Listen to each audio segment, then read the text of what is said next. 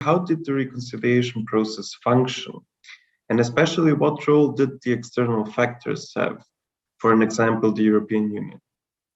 I think that a very important aspect of the reconciliation process is the fact that we had the ICTY, that we had the international justice system working towards establishing facts in a very detailed and very wide processes, and that those who were considered to be untouchable during the wars, those that believed that if they use the force, if they conduct or encourage or work towards mass extinction, towards mass murders, etc., that they will get without being served the punishment that they deserve. And I think that's definitely would not happen without the strong engagement by the international community.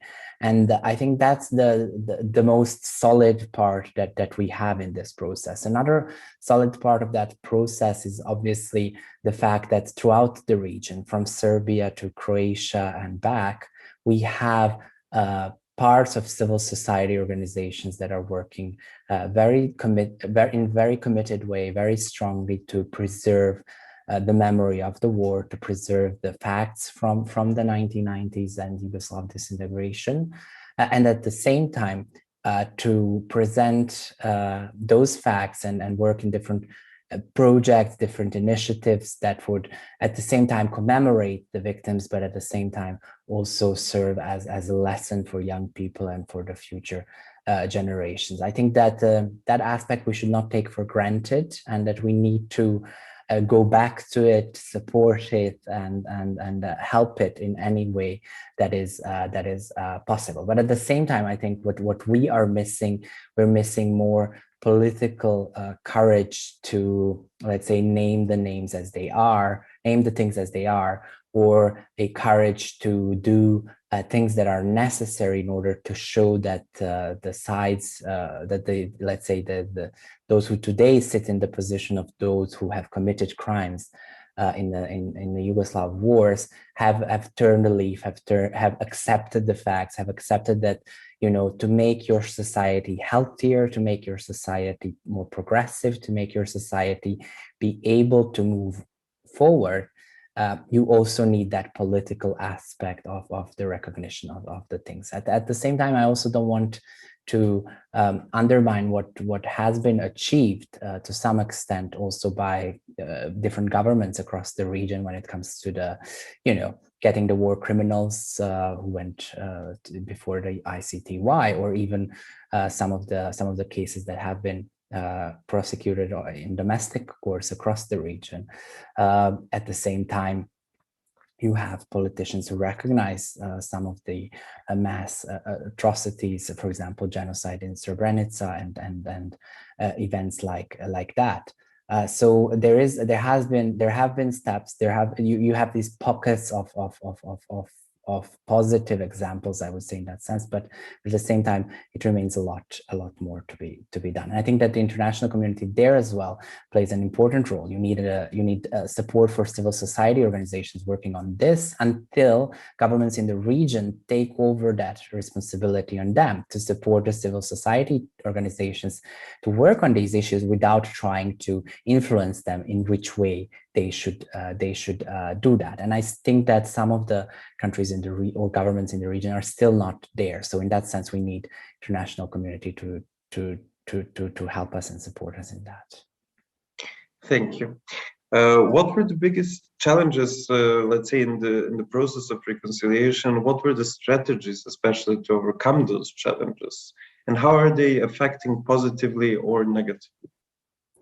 Well, let me give you just one example in this question, and that is a transfer of those indicted for war crimes across the region. And we can take a particular attention here on Serbia or on some parts of Bosnia and Herzegovina. I think that, you know, without international community and without the pressure on the governments, especially in Serbia, in Belgrade, to do that, we wouldn't have much of the justice served at the ICTY. being served without that. So the role of different politicians, different institutions, different authorities in Serbia in that sense has been positive.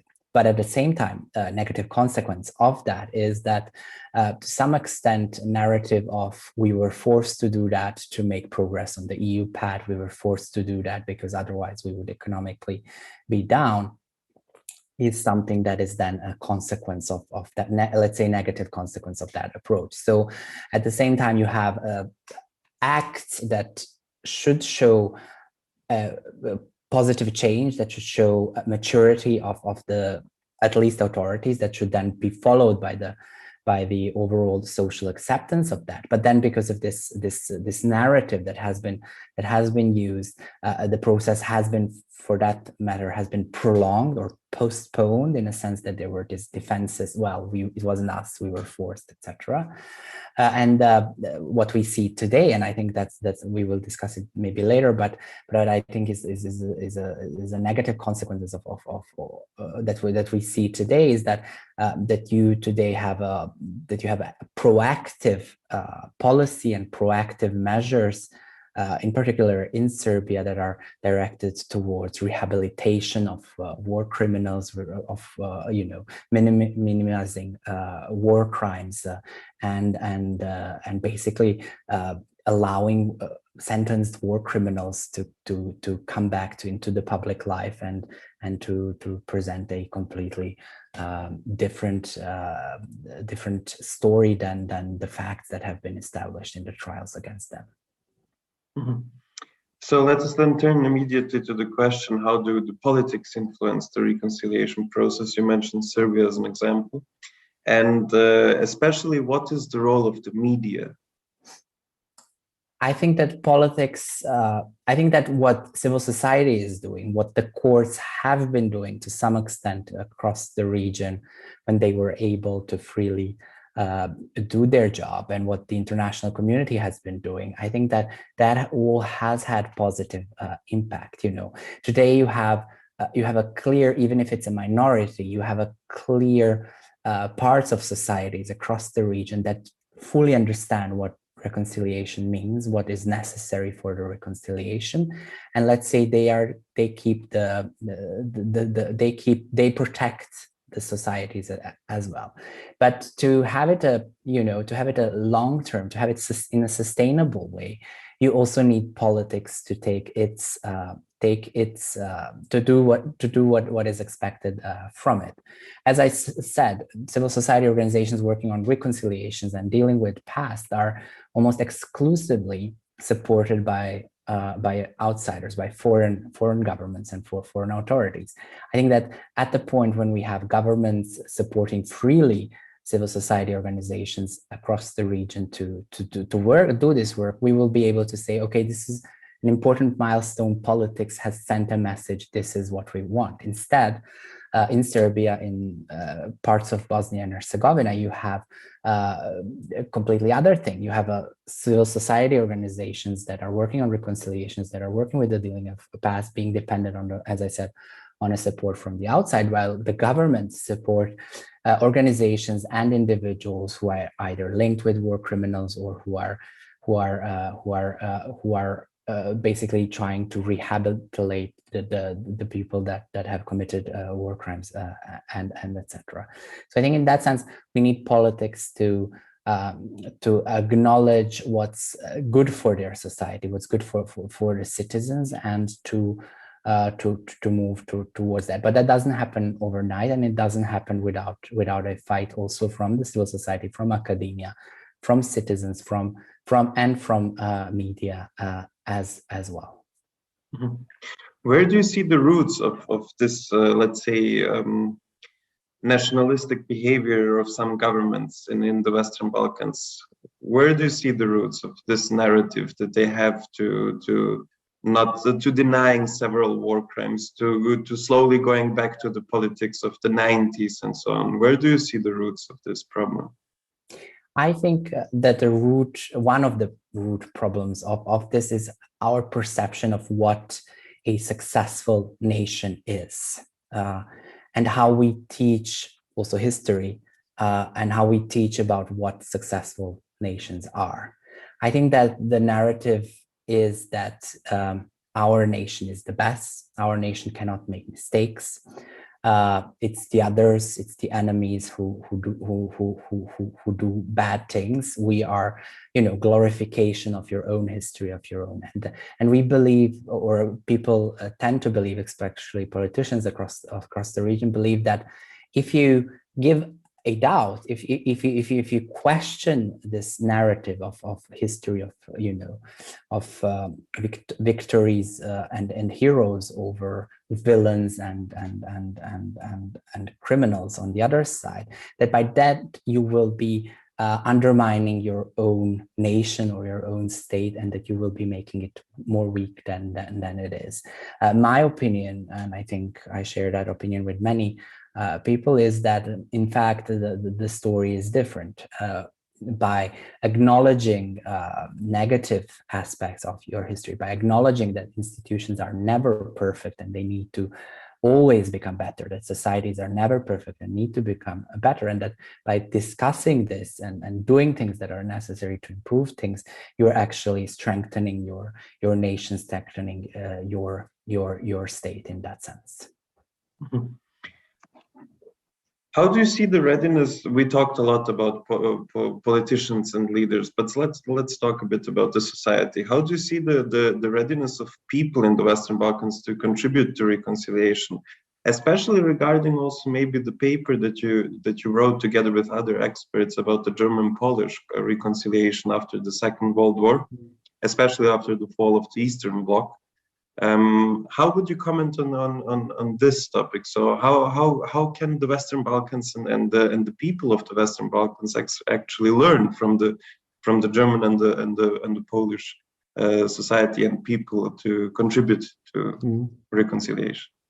The thing that we became aware immediately after we started looking into the German-Polish reconciliation process is that 60, 70 years after the Second World War, things are still, despite all the progress, things are still emotional. Issues are still being discussed at the political level in very often with an emotional context, without lack of the need to understand the other side. And just recently there was a big debate here in Berlin about the monument for the Polish victims, which caused an outrage of the debates and discussions. So what we've realized is that the history of Poland and Germany is similar to the history of the Western Balkans. You have a lot of wars, you have a lot of border changes, you have a lot of mass murders, a lot of expulsions, etc. You have the legacy also of the communism and the socialism, and you have and then you have this positive story, which is the EU, where both became members of the European Union, both borders have been no longer are now invisible, etc. But there are still some of the issues and some of the problems. I think what for me is clear is obviously the role of the EU membership that is and the Schengen zone membership that helps bring citizens together, but also that no matter how many years are passed, you really need different projects, different programs, different initiatives that will keep the memory of the difficulties alive in a way that you then work on a positive agenda for the future. The level of intersocietal relations between Poland and Germany is really something that surprised me in a very positive way and a very good way. I think that citizens in the Western Balkans, if you look at the recent barometers done by the Regional Cooperation Council, you will see that, for example, they're more afraid of natural disasters and the climate change than they're afraid of the war, and that both the security and other problems that they perceived are related, as I said, to climate change. They're related to economy. They're related to the future of their well-being. And I think in that sense, reticence of citizens if they understand that, you know, for the good economy, for the development, you need to have good relations with your neighbors, and you need to trade with them, you need to cooperate with them, and you if you go to war, you will end up with even worse economy, even worse social situation. So in that sense, I would say that the readiness is there. It's just that we lack a bit of a vision, in particular when it comes to the EU. But at the same time, the vision inside the region, with politicians really arguing strongly for such a future. What role do the young generations play in the reconciliation process today, and how important is in connection to that right history teaching? I think that history teaching is important, and I think in the region we know it can change. If you look at the example of Croatian history textbooks, which my think tank ESI has looked into it very deeply, you will see that over the years, and in particular as the EU accession process has moved on, history textbooks in Croatia have changed. They have changed dramatically. And they have changed from this vision of history teaching where your own group is only heroes, they have been victims, and the others are villains and doing crimes, has changed towards, you know, discussing also negative aspects and negative elements of one's own history, with an aim, you know, to learn lessons from the past. And I think that in that sense, history teaching is important for reconciliation, in particular for young people. But as we can see also in the case of Croatia, we just had this month, we just had a president, you know, bringing back awards for indicted and prosecuted and sentenced war crimes. I think that, you know, impact of reports on that, or reports on the fact that he has also honored some others who have been engaged and who have been indicted in war crimes is a much stronger message to young people and to the citizens than much of what they might be taught and what they might learn in the history textbooks. I think that young generations are important in a way that they need to, you know, learn the lessons from the past. They need to make sure that the mistakes that were made in late 1980s and early 1990s, when thinking about the war as a mean to achieve any of the goals, was seen as legitimate and as something that was supported. We need them not to think in that way. Thank you. Last but not least, as they will say, does the past impact the now, and did the people and the politicians in a certain way overcome the past? I think it does impact, the past does impact the now. And I think that's the main battle that we have in 2020s in the Western Balkans, and that is not to allow for the trends of rehabilitation of war criminals, of having a situation where the statues for war criminals would be you know, erected, where we would go towards, you know, erasing all the positive aspects that have been achieved in last 30 years, being, you know, erased, and negative trends being even pushed forward. I think it has impact on the politics. It has impact on news that one hears in every day. And I think in that sense, the Western Balkans are not different from other societies that have went through the similar process, or that are going through the similar process. I mean, just this month we have, you know, France acknowledging its role in the genocide in Rwanda, and we have at the same time German government taking over responsibility for the genocide in Namibia, and you know, those and the debate on it is ongoing also in these societies. At the same time,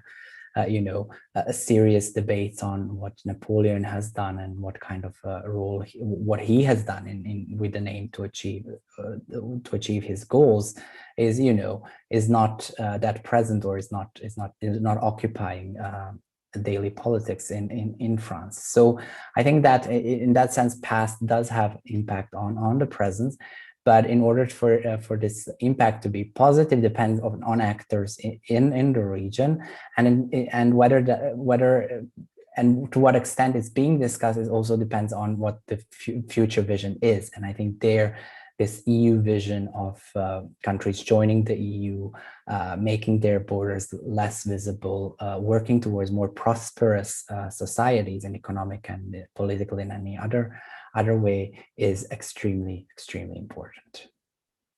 Dear Adnan, thank you very much for this interview. Thank you very much for having me.